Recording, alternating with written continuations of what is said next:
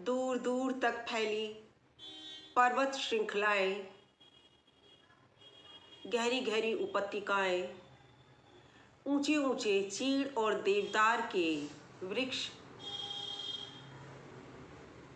और वहाँ की ठंडी आबो हवा, इन सब ने मिलकर मेरा मन मोह लिया था। दरअसल मैंने पहाड़ पहली बार देखे थे। इससे पहले पहाड़ बस मैंने फिल्मों में ही देखे थे। नैनीताल की खूबसूरती में चार चांद लगाती दिल के आकार की नैनी झील को देखकर तो मेरा मन जैसे वोटिंग के लिए पागल हो गया था। दरअसल पाल वाली नौका मैंने पहली बार देखी थी। नाव में बैठने के लिए मैं कितनी क्रेजी थी कि जब तक नाव किनारे पर लगती मैंने उसमें कूद कर बैठना चाहा, लेकिन जल्दबाजी में मेरा पैर फिसल गया। वो तो उस दिन असीम सर ने इतनी तेजी से आगे बढ़कर अगर मुझे न संभाला होता तो न जाने मेरा क्या होता। कितनी देर तक कांपती रही थी मैं।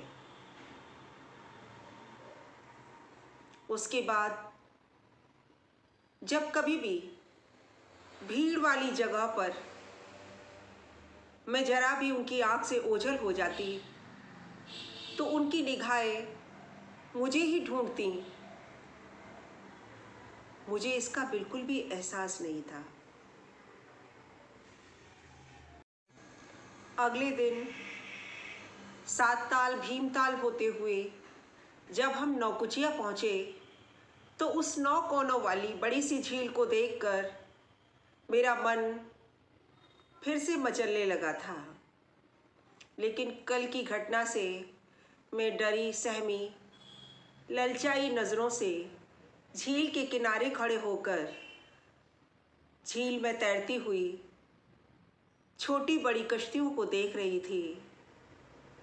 तभी पीछे से आकर असीम सर ने मेरे कंधे पर हाथ रखा और बोले, क्यों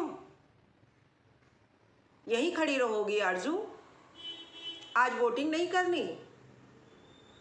मैंने उन्हें पहली बार मुस्कुराते हुए देखा था। आओ आज हम सब लोग पैडल बोट में सैर करेंगे। उस दिन असीम सर मेरी ही पैडल बोट में बैठे थे। वो मेरी ही बोट में क्यों बैठे थे ये मैं उस दिन बिल्कुल नहीं समझ सकी थी। अगले दिन हम लोग स्नो व्यू देखने के लिए जब किलवरी गए तो वहाँ दूर दूर तक हिमालय पर फैली हुई चांदी जैसी चमकती बर्फ को देखकर तो जैसे मैं पागल ही हो गई थी। सब लोग असीम सर से कहने लगे, आइए ना सर, हमारे साथ फ़ोटो खिंचवाइए। तो मैंने भी कहा, आइए ना सर, एक फ़ोटो खिंचवाइए। तुम्हें पता है ना, मुझे ये सब बिल्कुल पसंद नहीं। और सब लोग तो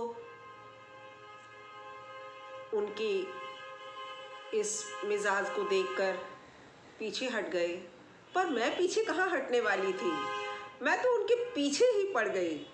नहीं सर, प्लीज़ सर, बस सर एक फ़ोटो, सर एक फ़ोटो प्लीज़ हमारे साथ खिंचवाइए ना, यादगार रहेगी सर, प्लीज़ सर।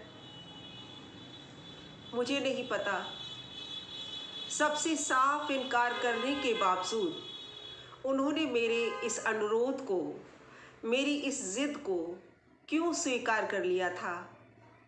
ये बात मैं उस दिन बिल्कुल नहीं समझ सकी थी।